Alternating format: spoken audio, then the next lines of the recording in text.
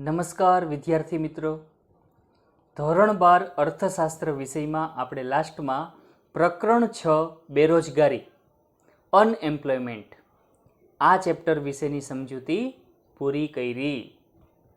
આજે આપણે એક નવા ચેપ્ટરની સમજૂતીની શરૂઆત કરવી છે. ચેપ્ટર નંબર 7 વસ્તી જનસંખ્યા, ઇંગ્લિશમાં કહીએ તો પોપ્યુલેશન. બોર્ડ પરીક્ષામાં આ ચેપ્ટર 10 ગુણમાં પૂછાય. તો આ ચેપ્ટરની આજે આપણે સમજૂતી જોશું, શરૂઆત કરશું. ચેપ્ટરને વ્યવસ્થિત રીતે સમજવા માટે સૌથી પહેલાં આપણે એક ઇન્ટ્રોડક્શન પેરેગ્રાફ સમજવાનો છે. યાદ રાખો, જોઈએ, સમજીએ. આ યાદ રાખો પેરેગ્રાફ આપણા માટે એટલા માટે પણ અગત્યનો છે કારણ કે આ પેરેગ્રાફમાંથી વિકલ્પો પૂછાઈ શકે, એક બે વાક્યમાં જવાબ આપવાના પ્રશ્નો પૂછાઈ શકે, 2 માર્કનો એક ક્વેશ્ચન પૂછાઈ શકે.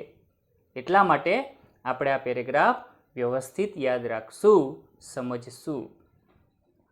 જો વર્તમાન સમયમાં વિશ્વની વસ્તી 7 અબજનો આંક વટાવી ગઈ. વર્તમાન સમયમાં સમગ્ર વિશ્વની વસ્તી, વિશ્વમાં લગભગ 200 જેટલા દેશો છે, આ સમગ્ર વિશ્વની વસ્તી કયો આંક વટાવી ગઈ છે?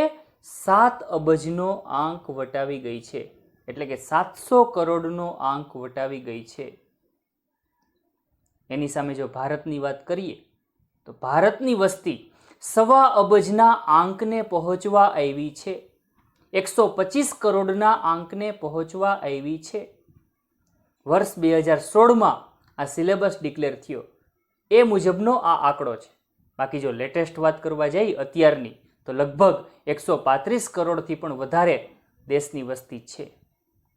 પણ આપણે તો સિલેબસ પ્રમાણે આ આંકડો યાદ રાખવાનો કે ભારતની જે વસ્તી છે એ 1.25 અબજના આંકને પહોંચવા આવી છે. એવો ક્વેશ્ચન આપણને પૂછાશે કે વર્તમાન સમયમાં વિશ્વની વસ્તી કયા આંકને પાર કરી ગઈ છે? આપણો આન્સર હોવો જોઈએ 7 અબજના આંકને પાર કરી ગઈ છે.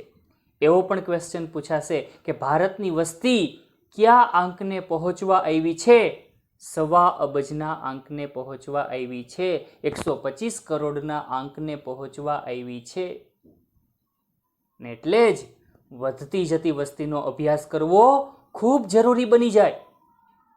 કારણ કે દેશની વધતી જતી વસ્તીની આવશ્યક જરૂરિયાતો પૂરી કરવી, રોટી કપડા ઓર મકાન જેવી આવશ્યક જરૂરિયાતો પૂરી કરવી, શિક્ષણ આરોગ્ય જેવી આવશ્યક જરૂરિયાતો પૂરી કરવી દરેક દેશની સરકાર માટે એક પાયાની બાબત છે, એક મહત્વની બાબત છે. એટલે જ વધતી જતી વસ્તીનો અભ્યાસ જરૂરી બની જાય. કારણ કે દેશની વસ્તી વધવાની સાથે સાથે દેશની જે સરકાર છે એની પણ જવાબદારીમાં વધારો થતો હોય. કારણ કે વસ્તીની આવશ્યક જરૂરિયાતો પૂરી કરવી દરેક દેશની સરકાર માટે એક મહત્વની બાબત છે, પાયાની બાબત છે. હવે લોકોની આ આવશ્યક જરૂરિયાતો પૂરી કરવામાં કુદરતી સંસાધનો ખૂબ મહત્વનો ભાગ ભજવે છે. લોકોની આવશ્યક જરૂરિયાતો પૂરી કરવામાં મહત્વનો ભાગ કોણ ભજવે? કુદરતી સંસાધનો. કઈ રીતે? જોઈએ. જો માનવ શ્રમ અને કુદરતી સંસાધનોની મદદથી ચીજ વસ્તુઓનું ઉત્પાદન કરી શકાય. જો દેશમાં માનવ શ્રમ અને કુદરતી સંસાધનોનો મહત્તમ અને કાર્યક્ષમ ઉપયોગ કરવામાં આવે તો જ દેશમાં ઉત્પાદનો વધે. અને ઉત્પાદનો વધે તો જ દેશના લોકોની આવશ્યક જરૂરિયાતો સંતોષાય. એટલે વધતી જતી વસ્તીની આવશ્યક જરૂરિયાતો સંતોષવામાં કોણ મહત્વનો ભાગ ભજવે? તો કે કુદરતી સંસાધનો છે એ મહત્વનો ભાગ ભજવે છે. કુદરતી સંસાધનો અને માનવ શ્રમની મદદથી દેશના કુલ ઉત્પાદનમાં વધારો કરી શકાય છે, વસ્તુઓ અને સેવાઓના ઉત્પાદનમાં વધારો કરી શકાય છે અને લોકોની આવશ્યક જરૂરિયાતોને સંતોષી શકાય છે. ને તો જ દેશનો આર્થિક વિકાસ પણ ઝડપી બને. જો દેશના કુલ ઉત્પાદનો વધે તો દેશની રાષ્ટ્રીય આવક વધે, લોકોની માથાદીઠ આવક વધે, લોકોના જીવન ધોરણ ઊંચા જાય અને પરિણામે દેશનો ઝડપી આર્થિક વિકાસ શક્ય બને. એટલે કુદરતી સંસાધનોનો મહત્તમ અને કાર્યક્ષમ ઉપયોગ ખૂબ જરૂરી છે. આ વાત પણ અહીં એક તકલીફની પણ વાત છે કે વધતી જતી વસ્તીની કુદરતી સંસાધનો પર વિપરીત અસર થતી જોવા મળે છે. વધતી જતી વસ્તીની કુદરતી સંસાધનો પર કેવી અસર થતી જોવા મળે છે? વિપરીત, ખરાબ અસર થતી જોવા મળે છે. વધતી વસ્તી અને કુદરતી સંસાધનો વચ્ચે બે બાબતો મહત્વની છે, એટલે કે વધતી વસ્તીની કુદરતી સંસાધનો પર બે વિપરીત અસર થતી જોવા મળે છે, બે ખરાબ અસર થતી જોવા મળે છે. આપણને 2 માર્કમાં એવો ક્વેશ્ચન પૂછાશે કે વધતી વસ્તી અને કુદરતી સંસાધનો વચ્ચે કઈ બે બાબતો મહત્વની છે? 2 માર્ક. વધતી વસ્તીની કુદરતી સંસાધનો પર કઈ અસરો થતી જોવા મળે છે? 2 માર્ક. આપણો જવાબ આ એક જ હોવો જોઈએ. આપણે આ 2 લીટી પોઈન્ટ ખાસ મગજમાં રાખવાના છે. આ 2 લીટી પોઈન્ટ ખાસ વ્યવસ્થિત રીતે સમજવાના છે. પહેલો લીટી પોઈન્ટ, વસ્તી ઝડપથી વધવાથી મર્યાદિત કુદરતી સંસાધનોનો ઝડપથી નાશ થશે, જે લાંબા ગાળે ભાવિ પેઢી માટે ખતરારૂપ બાબત બનશે. જો દેશની વસ્તી ખૂબ ઝડપથી વધતી હોય તો સ્વાભાવિક છે કે દેશની વસ્તીની આવશ્યક જરૂરિયાતો પણ વધતી જાય. દેશની વસ્તી ખૂબ ઝડપથી વધતી હોય એટલે દેશની વસ્તીની આવશ્યક જરૂરિયાતો પણ ખૂબ ઝડપથી વધતી હોય. વસ્તુ કે સેવાની માંગ પણ ખૂબ ઝડપથી વધતી હોય અને માંગને પહોંચી વળવા માટે ઉત્પાદનો વધારવા પડતા હોય અને ઉત્પાદનો વધારવા માટે આ મર્યાદિત કુદરતી સંસાધનોનો ખૂબ ઝડપથી વધુ પડતો ઉપયોગ થતો હોય. આ મર્યાદિત કુદરતી સંસાધનોનો વધુ પડતો ઉપયોગ થવાને લીધે જ એનો ખૂબ ઝડપથી નાશ થતો હોય. જો આ કુદરતી સંસાધનો ઝડપથી નાશ પામે તો આ જ બાબત ભાવિ પેઢી માટે કેવી બનશે? ખતરારૂપ બનશે. કારણ કે ભવિષ્યમાં આવનારી પેઢી માટે કુદરતી સંસાધનો બચશે જ નહીં, વધશે જ નહીં. તો ભાવિ પેઢી પોતાનું જીવન કેમ પસાર કરી શકશે? મોટો પ્રશ્ન એ છે. કુદરતી સંસાધનો કોને કહેશું? તો કે જે સંસાધનો કુદરત તરફથી વિનામૂલ્યે પ્રાપ્ત થયા છે. જે સંસાધનો કુદરત તરફથી વિનામૂલ્યે પ્રાપ્ત થયા છે, જે સંસાધનો મેળવવા માટે માનવીએ કોઈ પ્રયત્નો કર્યા જ નથી, માનવીને મફતમાં પ્રાપ્ત થયા છે, આવા સંસાધનોને આપણે કુદરતી સંસાધનો તરીકે ઓળખશું.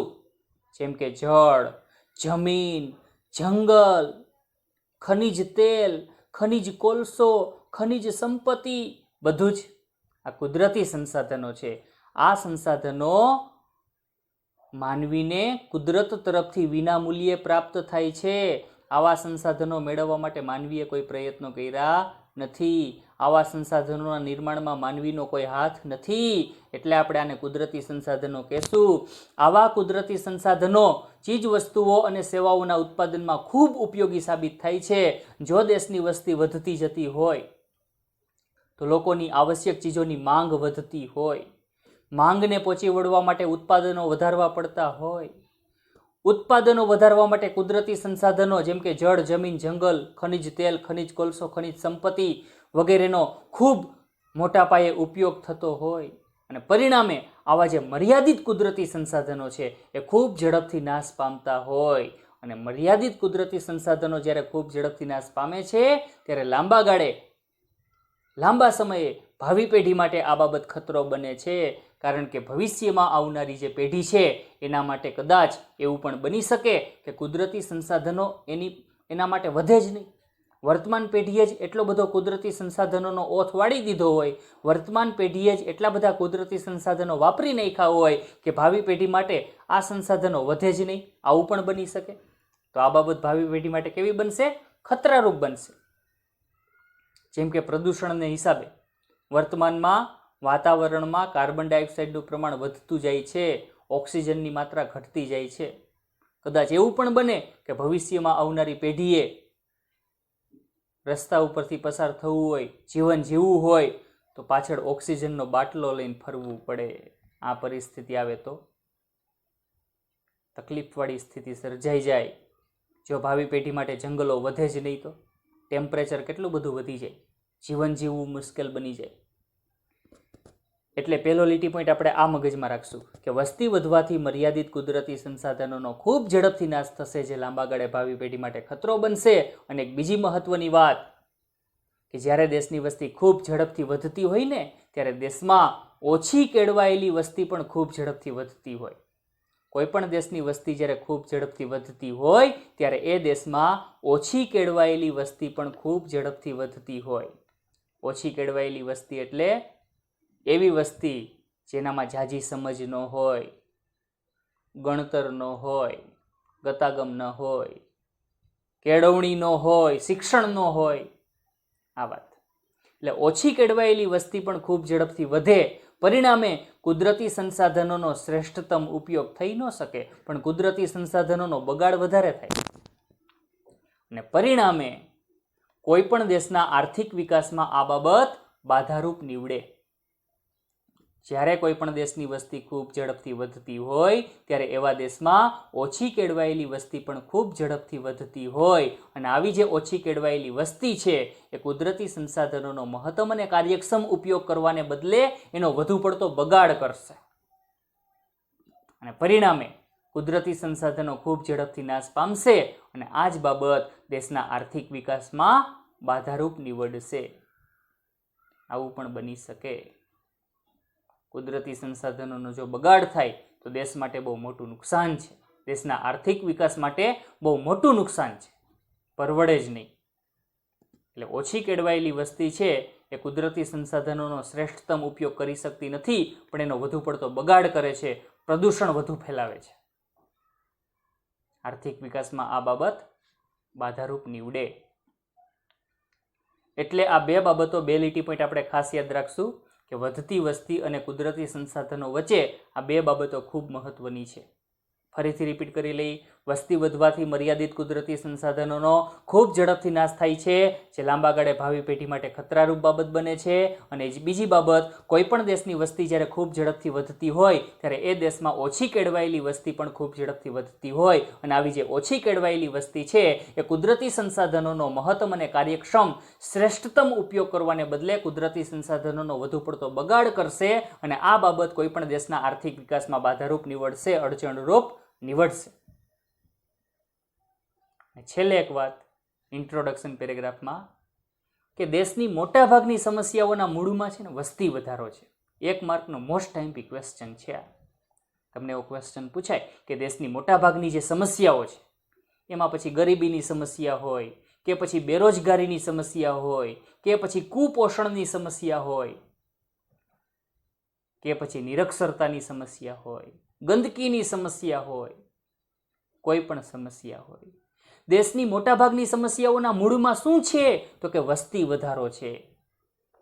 આટલી બધી વસ્તી છે દેશમાં એટલે આવી અનેક સમસ્યાઓ દેશમાં જોવા મળે છે. જે દેશોમાં વસ્તી કંટ્રોલમાં છે ત્યાં સમસ્યાઓ ખૂબ ઓછી છે, પણ જે દેશોમાં વસ્તી ખૂબ વધુ પડતી છે ત્યાં સમસ્યાઓ પણ ખૂબ વધુ પડતી છે. આ સ્થિતિ છે. એટલે જ વધતી જતી વસ્તીનો અભ્યાસ કરવો ખૂબ જરૂરી બની જાય છે. આ વાત છે. 1 માર્કમાં ક્વેશ્ચન પૂછાય કે દેશની મોટાભાગની સમસ્યાઓના મૂળમાં શું છે, આપણો આન્સર હોવો જોઈએ વસ્તી વધારો છે. તો આ સાથે જ આપણી આ જે ઇન્ટ્રોડક્શન બાબત છે એ અહીં પૂરી થાય છે. નેક્સ્ટ ટાઈમ આપણે પહેલા ક્વેશ્ચનની શરૂઆત કરશું. અસ્તુ. જય હિન્દ.